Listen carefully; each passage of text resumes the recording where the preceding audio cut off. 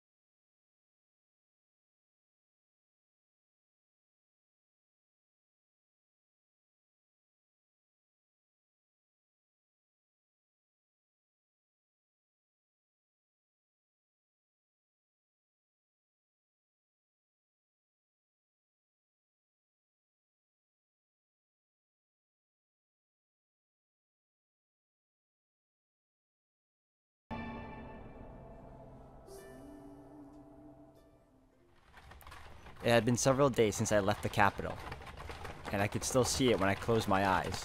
The people lined up on the Grand Point awaiting entry, eager to start a new life there, brimming with hope.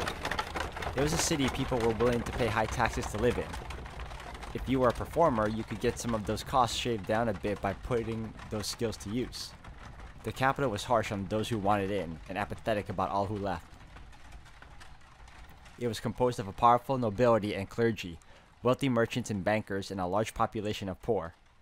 And it was the city I had called home for a long time. I didn't know much about where I was heading.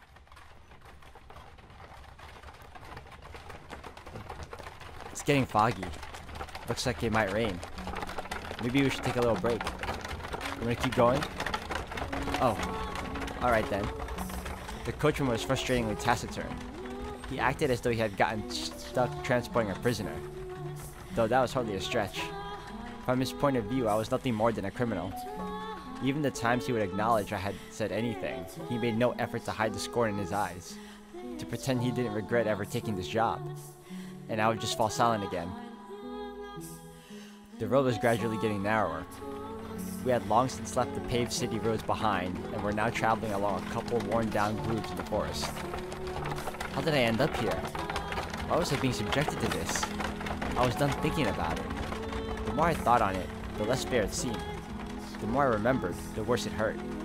All I could do anymore was close my eyes and weather the storm. Deep within the dense woods, a mansion appeared before us, like the world fading into view after a dream. It didn't seem to be an especially large house, but it had obviously been constructed with a great deal of care, and it was, thankfully, not standing in ruins. This deep in the forest? The carriage came to a stop and the coachman climbed down, signaling with his chin for me to get out. Thank you, very much. You must be tired after such a long journey. This is the mansion I'm looking for, yes? So this is the flashback I saw way earlier, and okay, things are starting to be clearer a bit, you know? But the driver didn't even acknowledge me, getting back onto the carriage and setting off into the forest. He seemed to want to get as far away from here as quickly as possible. He could have said something. Oh well. That was about all I could say anyway. Oh well. I couldn't blame anyone for my being here, or for his wanting to get out. I should get going, I guess. Getting a better look at it, the house windows were strangely enough all shuttered. It was probably dark as pitch inside. Does no one live here? But if that's the case, then why was I? I placed my hand on the front door. Such a big door. What if I couldn't get in? I had no idea what else there was in the area. If the door didn't open, then I would die out here in the forest. I've come to accept much, but I was not ready to forfeit my life yet. Please, open. It's not locked, I guess. The door was heavy, and though it seemed to protest my attempts to enter, it still opened much easier than I was expecting. I was worried over nothing. Looking in, I got the strangest impression that the light was being swallowed up into the mansion's depths. Rather than going inside, it felt as though I was about to step outside the boundaries of this world. When I closed the door, it was so dark I couldn't even tell where I was walking. I wonder if the window's open. Though I managed to fumble my way over to a window, it was tightly shuttered, and the shutters caked with rust. I was probably not getting it open without a fight. Darn, not a hint of light. I couldn't even see my hand waving in front of my face. It felt as though the floor would fall off from under me and I would sink into eternal darkness if I didn't watch my step. Fighting back that fear, I slowly walked forward, tracing the wall with my hand. There was a door at the end of the long corridor. I pulled it open, and a wisp of a bone-chilling air brushed past me. It was too dark to see anything, but I could feel something different present in this area than the rest of the house. Uneasiness gripped me. Hello? Is anyone there? Please, don't tell me it's actually abandoned. I suppose I can't know without looking around a bit more. My voice simply disappeared into the void. No response. As I pushed forward to the freezing air, for a split second I spotted a shimmer of light. Squinting my eyes, I was able to make out a large window. Unlike the others, it wasn't shuttered. What do we have here? Drapes? I see a little light beyond. My chances were slim, I imagined, but if there was even a slight possibility of getting some light in here, it was worth a shot. So I pulled open the drapes. The next moment, faint but colorful light shone down on me. It was a stained glass window. From beyond the glass, I could hear the subtle pitter-patter of rain. It had finally started, it seemed. The different colors of light blended into milky white, dim but wondrous. It's so pretty. It looks like an angel. Why would someone cover this up? It's beautiful. With a little more light, it'd be... Please do not touch the drapes. Or the windows. Suddenly, I heard a voice, and I could sense someone else in the room. The man's voice was emotionless, neither deep nor high. Before long, he came into view, illuminated by dull orange candlelight. I'm sorry for coming in uninvited, but, I did announce myself. The man stood there, practically blending in with the darkness. Had he been there the whole time? He was staring straight at me. His gaze wavered slightly, but not enough for me to read anything in it. Then again, I could hardly make out any detail at all under the light of a single candle. Is this, your mansion? It is. Thank goodness, I was afraid it was deserted. I suspect you would have preferred it if the house were abandoned. Oh, not at all. I would be scared to death staying in this dark mansion all by myself. Ah, I'm sorry. No ill will intended. But I do think it could do with some light. That way you could see where you were walking. And I'm sure this room would look splendid illuminated. Not necessary. I make do perfectly well as things are. How can you see when it's so dark? I have an abundance of candles and oil for lamps. I am not in want of means of creating light. It is not your place to criticize my lifestyle. If you need light, you are free to leave. If you are in need of money, help yourself to some of the furniture. There's a village not far from here. Trade it for food, then make your way to a larger town. I am no longer able to freely return to the city. I cannot go back there. Please, don't chase me out. I see. And do you ask this of me, aware of how people refer to this mansion? They say that a witch lives here. Not merely a witch. A cursed witch. If you remain here, you too shall likely suffer your own destruction. You're worried for my well-being? Witch or not, my mind is made up. I was sent to this cursed witch mansion to atone for my transgressions back in the city. It didn't matter what lived here. I had no choice. Which will strike you first, I wonder? Regret or the curse? You seem to be doing just fine. It's only a tale.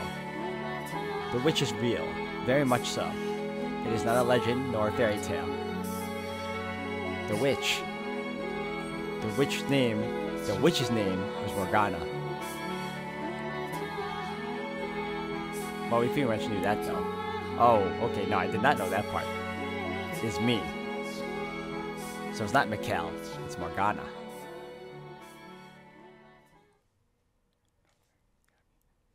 Yes, that was our first encounter. It was nothing flowery or dramatic. It was rather laced with suspicion and wariness. We knew nothing about one another, and I had no interest in changing that. But nonetheless, that was where it all began, where my history with her commenced.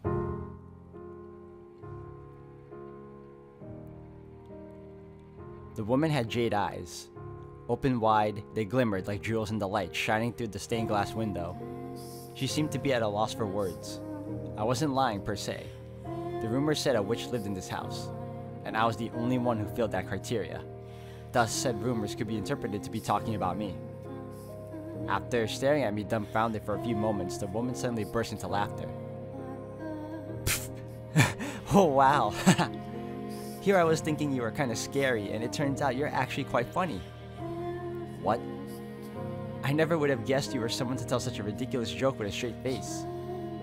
I wasn't. You don't look at all like a witch. I mean, it's dark and I can't really see. But you seem to me like a rather handsome man.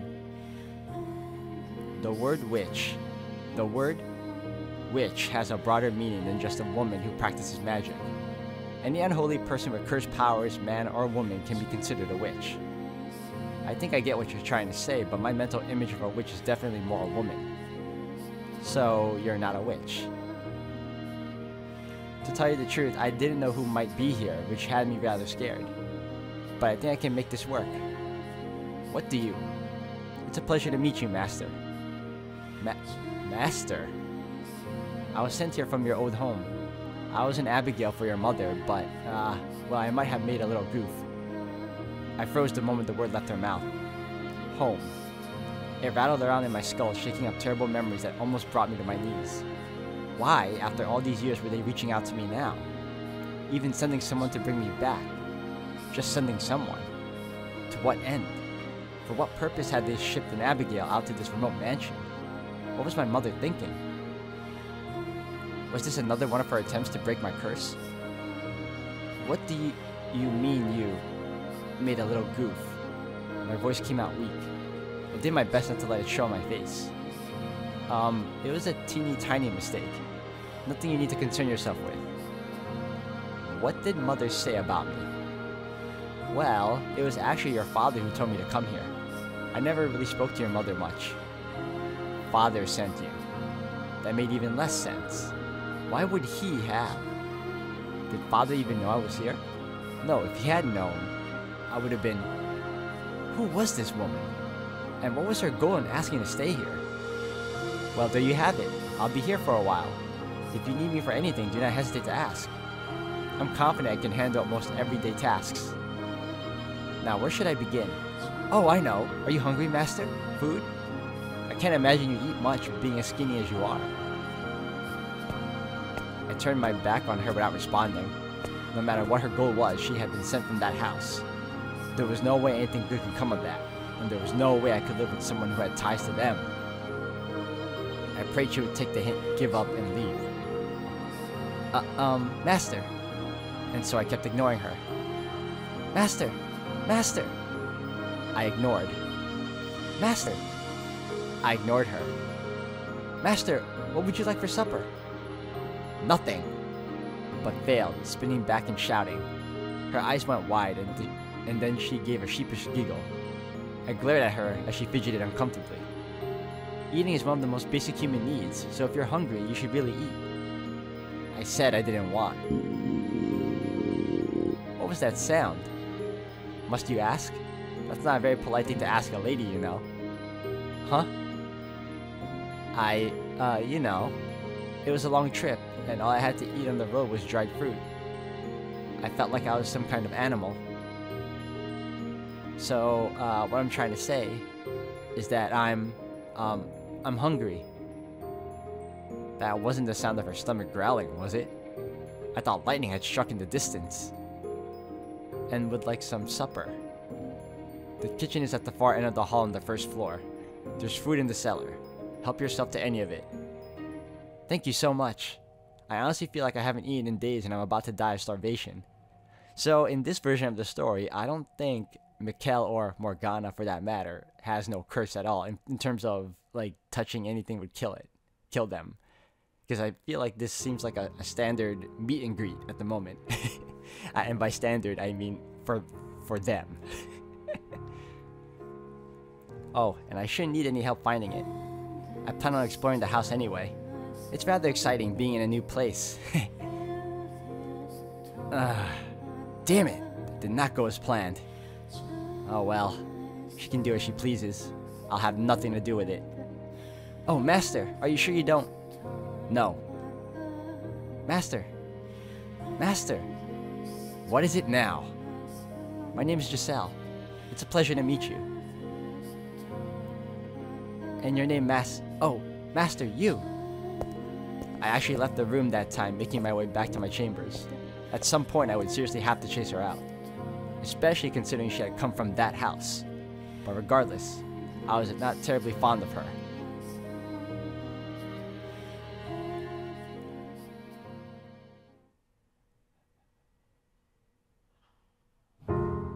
The maid in this version has a very cheery disposition. I'm surprised actually. I didn't really understand Mikkel, but that was probably because we were still essentially strangers.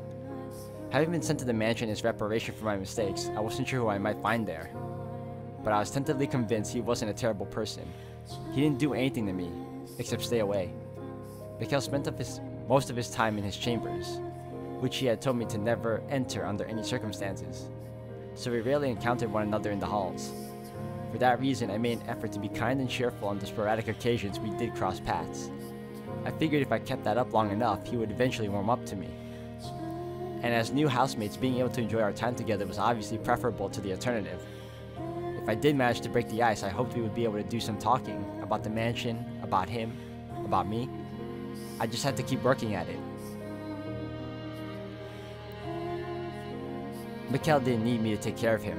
He handled his own day-to-day needs and activities by himself, and in fact, he didn't ask me for anything. An aristocrat who had no use for a servant. I hadn't met anyone like him before. Alright then. That meant about all I could do was clean. I wasn't sure how his room looked, but the rest of the house was quite, frankly, an absolute disaster. The dust was so heavy it was obvious it hadn't been touched in years. Let's get started. It couldn't be healthy to live in these conditions, so I set out to clean each room in the house one by one. That said, it wasn't going to be an easy task. Not because I was bad at cleaning, in fact I considered myself quite good at it, but because it was near impossible to find all the dust and grime that needed cleaning under the flickering light of a candle. I can't understand how anyone sane can live in this dark. What's wrong with him? Maybe he's actually a vampire? Oh god, wouldn't that be something? I can see it now, him sneaking out every night to suck the blood of pretty girls. Priceless. Ah, that means I'm in trouble. Look at me, Miss One-Woman Comedy Show here. Yep. If I'm able to get him to warm up to me though, maybe that'll give me a little more room to make some changes. Like opening some windows. No light and no fresh air? No thank you. Anyway, I set the candlestick down, pulled over a chair to stand on, and started wiping down the shelf.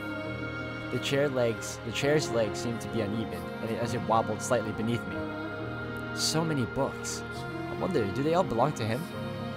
I knew parchment was expensive, so it was rather astonishing seeing this many stacks of it in one place.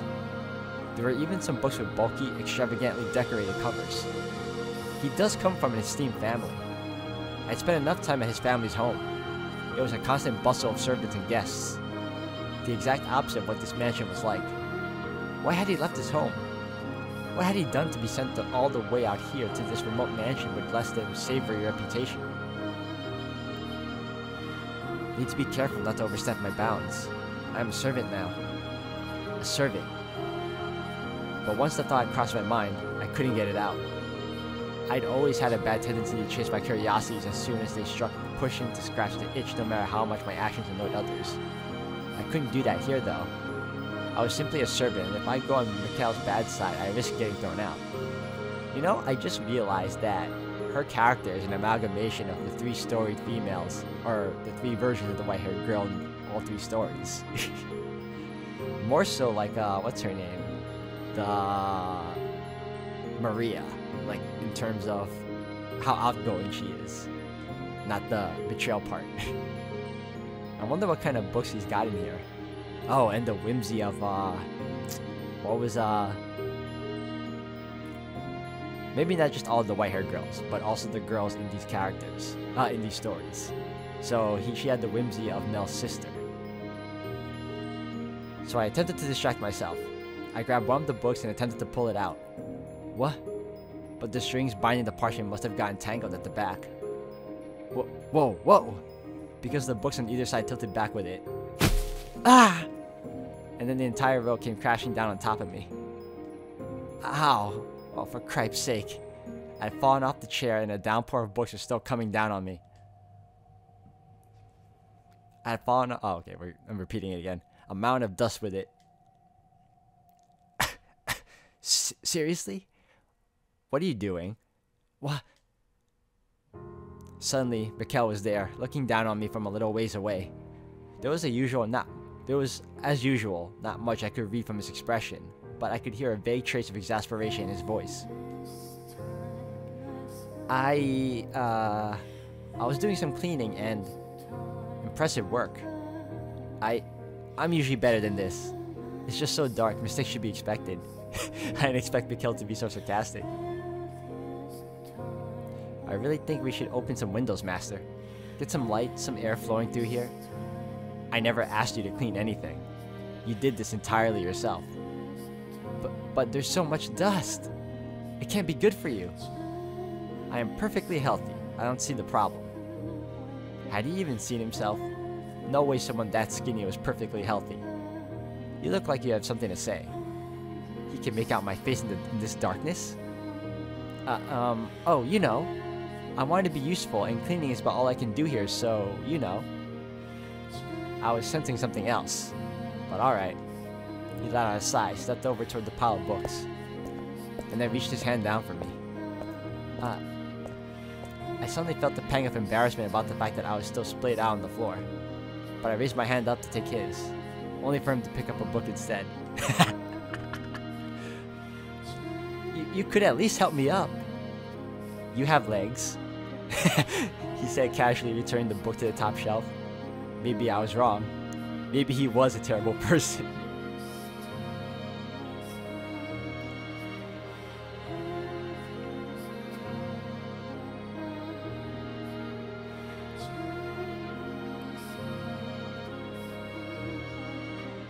So, Master, are all these books yours? Giselle asked, not a trace of remorse visible on her face, despite having made a mess of the room she supposedly was trying to clean. He gave a curt nod. Really? That's impressive. Must have been hard work getting them all in here, huh? That's gotta be 100 books here. You could fill a whole carriage at least. It's like you've got your own personal library. She had been pouting only a few moments earlier, but her smile was back in short order.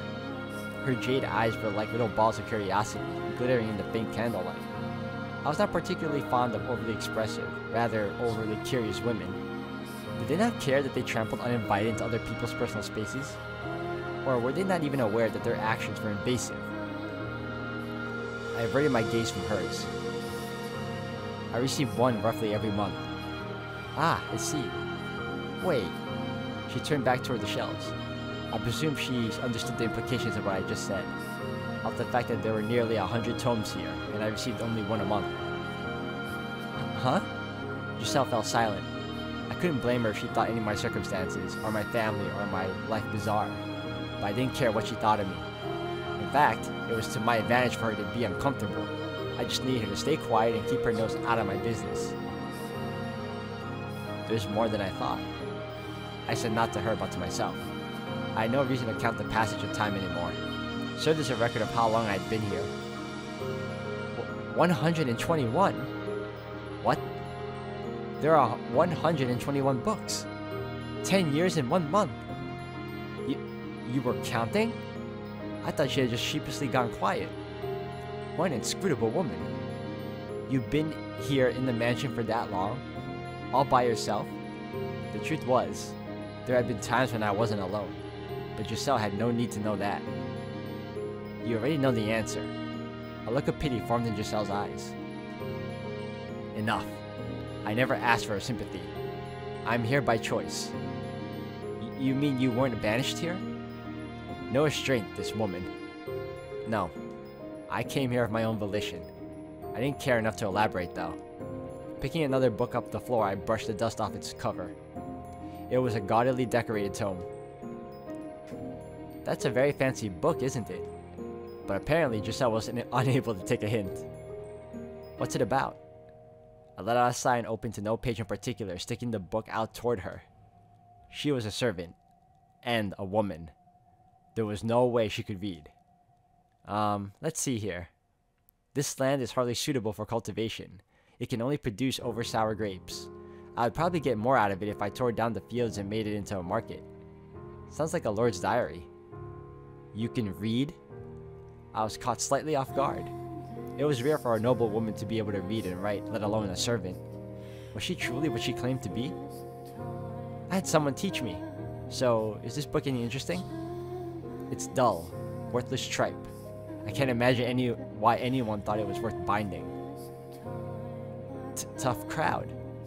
But it's not very often you get to see a lord's diary. I'm rather curious what kinds of things he griped about. Lord or king, what value was there in another's grumbling? There was no knowledge contained within that book. Just emotions, unsightly scribbles. And there was nothing more exhausting in this world than being emotional. If you want to read it, be my guest. That wasn't my intention, but alright. Once I've got the whole mansion cleaned, I'll read it. I told you, you don't have to clean. Oh, I've got an idea, Master. If you're interested, maybe we could read together. Did you hear a word I just said? It's dull, worthless tripe. Still, you might see it differently if you read it with someone else. And I'm sure there are some books here you would enjoy, Master. You're wasting your time.